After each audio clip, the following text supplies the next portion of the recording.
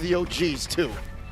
I mean, he already said they want to beat the record, right? They want to beat that top 3 placement, and this is the battle for a top 4 placement. So this is just one more step toward the right direction, even though they got off to the wrong foot. Obvious taken out away from Dyron. What's our RQ to pick here? Just Blue-Yo? Bruno. Oh no, Bruno. Blue no. That's the blue no. All right. Luno, I like it. I like Bluey. What's the response, Cho? You can pick up the Cho here nice and early. We go for the Hilda alongside the Suyo to lock it in for TLID. It's a Flame of Fame special. Yeah. It's an add-on special. Why reinvent the wheel? Why fix what's not broken? Yeah, it works very well for them, and I mean RQ. The only big difference at this point is they get the Bruno this time, but TLID still very much drafting exactly what worked for them last time. Will the Bruno be the big difference maker? I think RQ needs to think about, do we slot something different in the jungle, or do we have faith this time that the Joy will actually work out? I'll tell you now, I think it's a better case for RQ already. Just by putting a hero that is a little more in the meta, a little more cryo, in Skylar, in the gold lane, does a better job. And look at this, running a Fredrin into a Suyo. Doesn't even have to be a Joy. This is clearly, as they saying, yeah, we're protecting the king here. Now, okay, but also, do you remember what happened to the Joy in previous series when the Hilda was on the field? It's like the Suyo can work, but when there's a Hilda on the field, there's a little bit of a problem. When there's a Hayabusa on the field, there's a little bit of a problem. So I think this, because at first when I see the Fredrin, I go, how is this going to work against the Suyo? But I think if you go Joy here, the Hilda bullies, right? The Hilda gives you a little bit of trouble. So not a horrible pick overall, I feel like. Yeah, it's going to be hard for Hilda to kind of rush into that Fredrin, right? He's very sustainable. He has the energy eruption, a little bit of CC in his kit, which can make it a little bit more challenging. Now, I like the Aurora pickup. It kind of stops that Valentina, I feel like, from coming out, because it's not really the best ultimate kind of profit off of with the Frigid Glacier. We are going to be seeing that CC knocked off the table, though, trying to limit the mobility. They don't want something to kind of match up with the mobility of this Hilda on the side of TLID. More importantly, I think it's the damage profile that Liquid ID have to work out here. The fact that RRQ Hoshi are onto them, taking out the Lu Yi, would not be surprised if the Vexana follows up next, or even, dare I say, the Farsa. Does Yeskiel have a Farsa in his arsenal to make up for it? Because between the Granger and the Suyo, that's just not enough. Like, you can't pop the Aurora nor the Fredrin. What more an XP later? What if Dyron picks up something chunkier? Is the Hylos open? Oh dear God, the Hylos is still open, may get banned out here. Definitely a possibility, and I think that they don't ban it out, but TLID can pick it up on their own side. Maybe go like Romilo, CXP, Hilda, something of that nature. The Farsa could definitely work, and I feel like since we've already seen Fabian pick these long-distance mages like the Eve, it shouldn't really be a problem.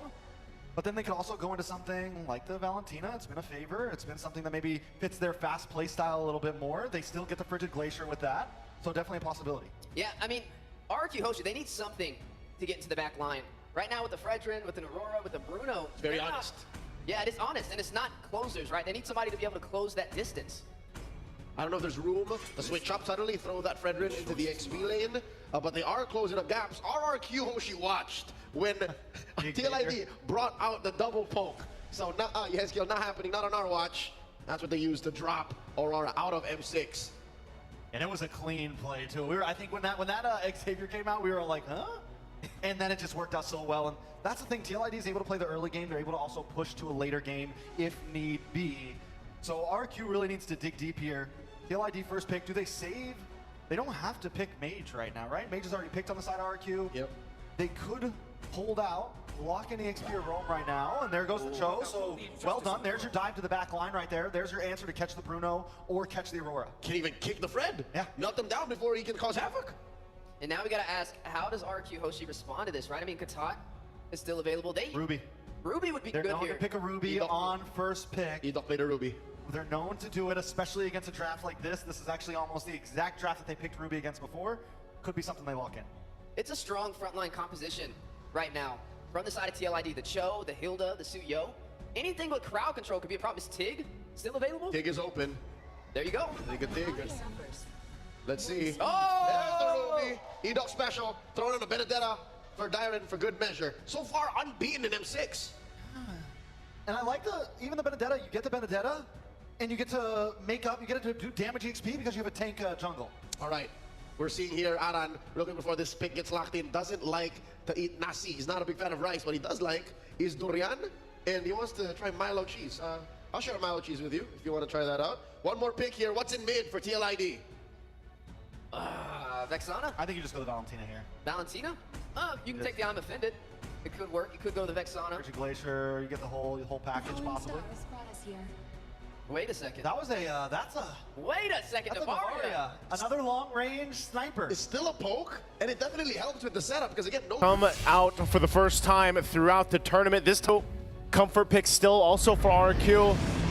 Is it enough to even out the series? That is the question as we get ready to load up into the land of Dawn. Once again, RQ Hoshi wants to bring this to a victory. Now, based on their lineup, that's a little bit different, obviously. You know, I'm glad that we are seeing this Fredrin start to pop up once again, especially when you have a certain game plan and idea how you approach the game. Look at this, Dyron and Aaron. Aaron should be fine. Actually, hold on, Dyron looking for the kill. Does take a couple shots. Aaron's gonna actually be able to back off. Still revitalized for both of them, still available. But that's the thing, you know, some of this early action to start things up, but also to start things up for you guys at home. If you haven't yet, grab the M6 pass. It's now available. You can hit level 75 for free up until December 29th. Make sure you go ahead and grab it while you can. A couple shots already to keep Edok in check. What do we feel about the Edok pick once again, this Ruby against that Cho? I mean, it's a good answer whenever Widdy decides to dive. There's the Don't Run Wolf King that can disrupt the momentum that Widdy can do whenever he decides to go in with a Jit Kundu plus a Wave the Dragon combination, just like what we're seeing right now coming in from RRQ. What's interesting about this as well is the fact that, you know, I wish we had a count for how much damage is contributed, because that's 3 concussive blasts for RQ Hoshi. And if they get the lockdown or the setup on the right moment, whether that's the Frigid Glacier, whether that's even just Edok setting things up. Some of that concussive blast, if it's all procced at the same time, can actually burst down and be a surprising form of damage. Now, Iran gonna get caught into the jungle again. He did, however, force out the flicker coming in from Rins. Now, TLID wants to go for more. Hopping into the Revitalize, but they're gonna bring down Sutsujin. Wanting more, Edok in trouble. The Queller is gonna hit, but it's not gonna be enough to take down Edok. Not gonna be enough, but that'll be enough to go ahead and make them swing towards this turtle. TLID already off to a good start in the early game, trying to replicate what they did previously, and Dyron won't be able to do anything about it.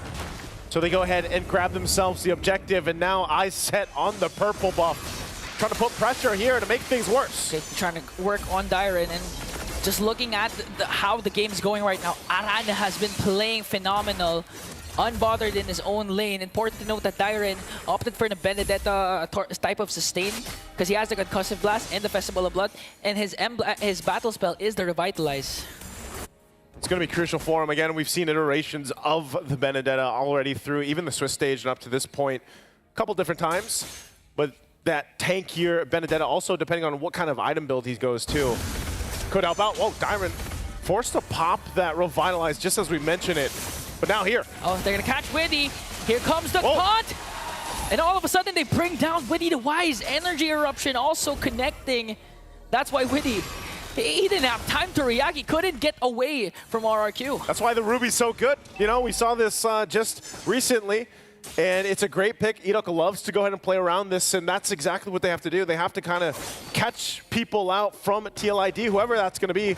Most of the time it is going to be Widdy, because he's going to be the one trying to set things up. Now, if they do go for Iran later on, then they need enough damage to follow through that, and they just don't have that right now. Yeah. But eventually, even when Skylar becomes online, you know, the fact that he already got an early kill will help him scale up against Aaron Shiki. But now Fabian, okay, one more Queller. Didn't even have to use it as Fabian picks up the kill onto Dyron. Not a good start for this Benedetta. Fabian only having the Hunter Strike. Does get a flicker out from Hezkill, so he's going to be fine. Widdy also checking things out on the side of the jungle. Skylar joining him. Not sure if they're going to actually follow through. Widdy half health, but the turtle's up. And they are everywhere. It just seems like there's a cavalry in every side of the map, putting pressure all over RQ Hoshi as they go ahead and now rotate. Look at that push, too, that Fabian was able to manage to take up top, and that's why you see him. You know, he broke a record in the previous game. We'll see if he's off to it doing the same here now. Turtles for the taking. A couple check shots here on Edok, but Rins wants to get a position for this, and Aaron will hold them at the Bay right now as Fabian keeps things going. The rest of the team is already making their way here, though. They might want to break out a fight here. That's a good Astral Echo, just a stun. Here comes the Jit Kundu combination, but Enoch gets the turtle. Here comes TLID onto attack, though. Witty. Aran forced to use the revitalize. RRQ Hoshi still standing strong. They're forcing TLID to retreat, but Arando keeping RRQ Hoshi at bay.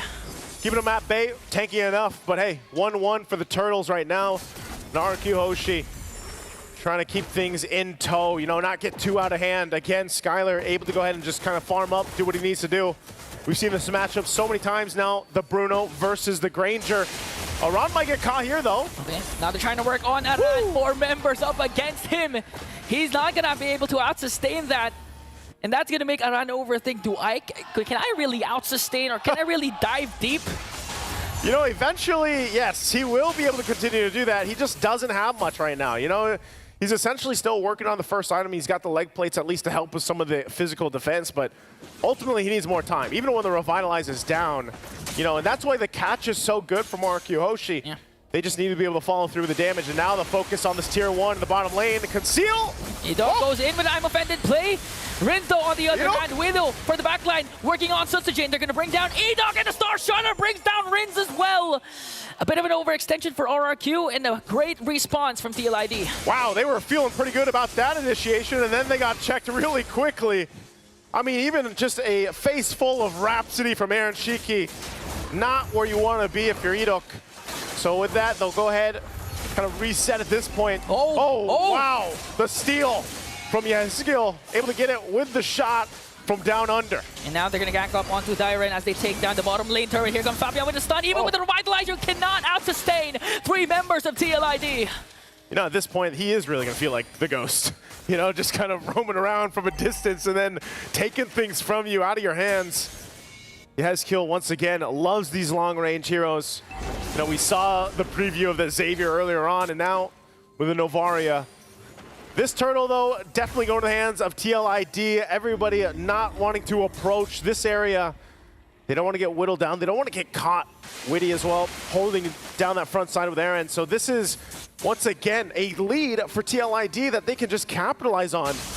Just like in the previous game, RRQ Hoshi trying to scrap up what they can, and every time their flickers are down, they could get caught out. You know, they could easily get taken down by a setup from TLID. And just like that, Aran's just going to hide in the bush, use the passive, heal up, and then continue his dominance, his over-aggression, providing a lot of vision for TLID. They do, however, have a 3.8k gold lead. Now they go on a conceal. They might go for Dyren down bottom. They went down there, but Dyren able to get back, disengages.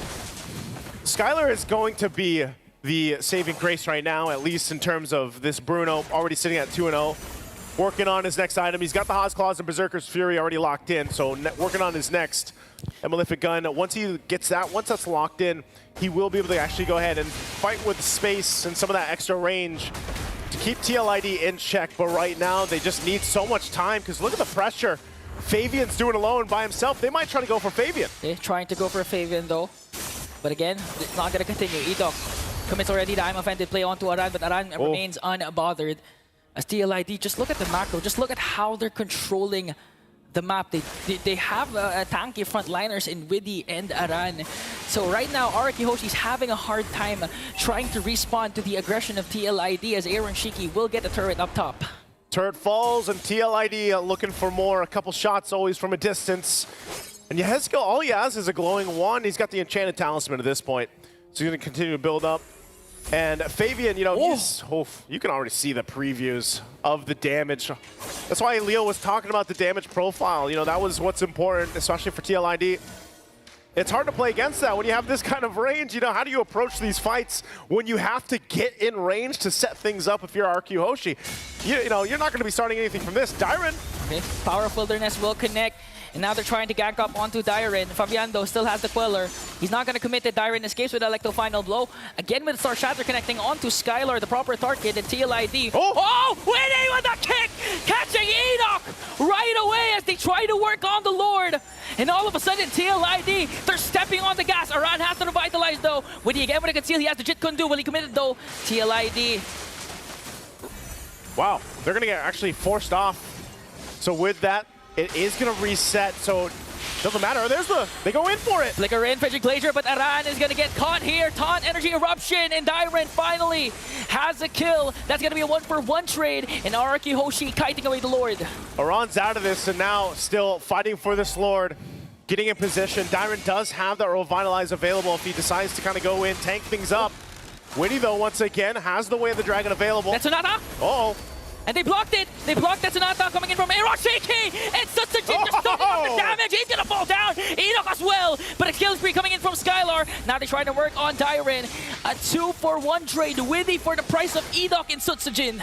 I think they're still going to try to delay this out. Aaron Shiki, though, and Skylar in the mid lane. That's another Rhapsody. One more Star Shatter. Is it going to connect? Boom! And it missed.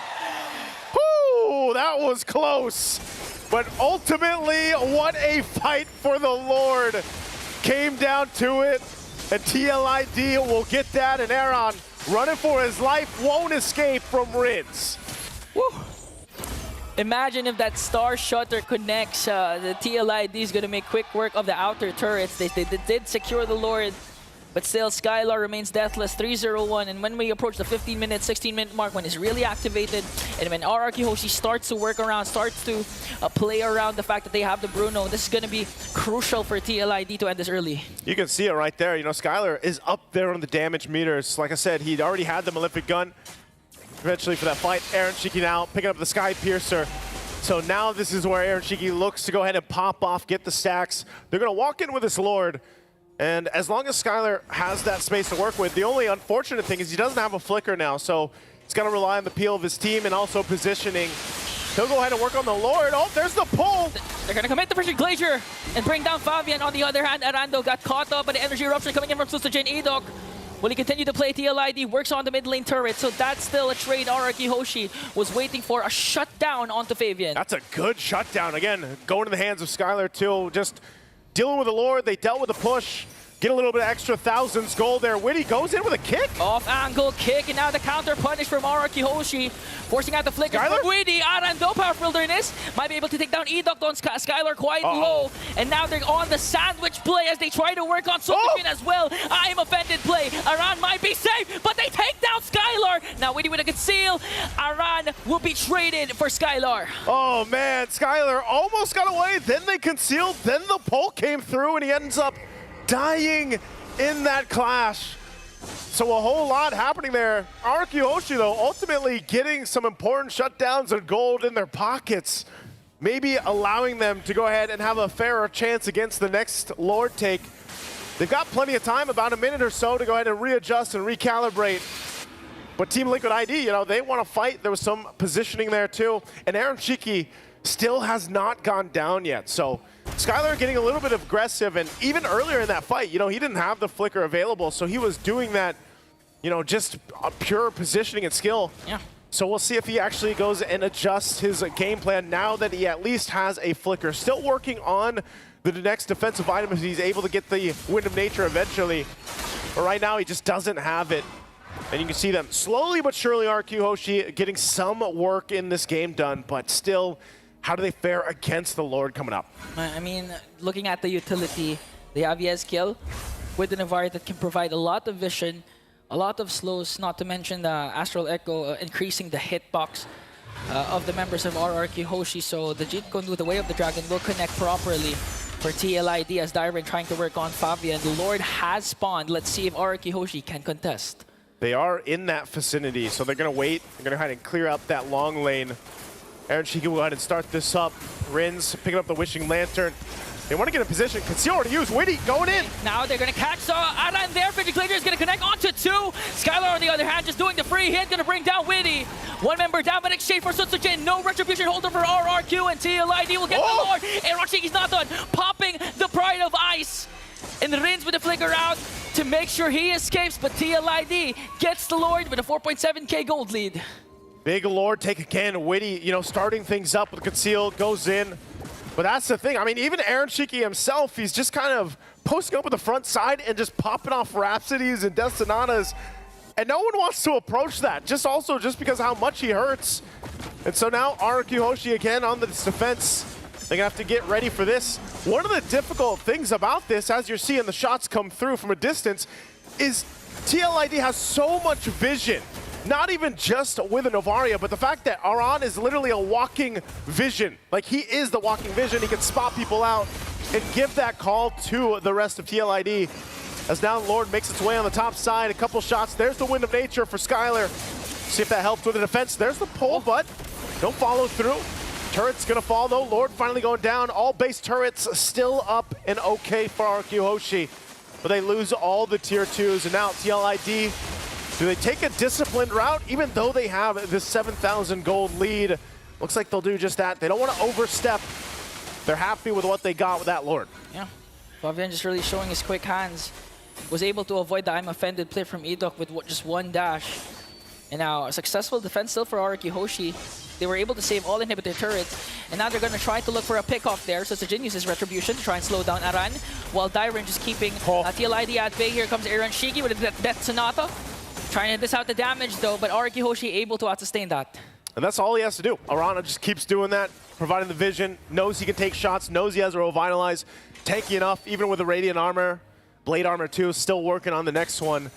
So that's something that RQ Hoshi has to deal with. It's just they have to force themselves to just not get out-visioned at this point. But how do you do that when you also have a Novaria across from you just shooting from a distance? Divine Glaive also picked up.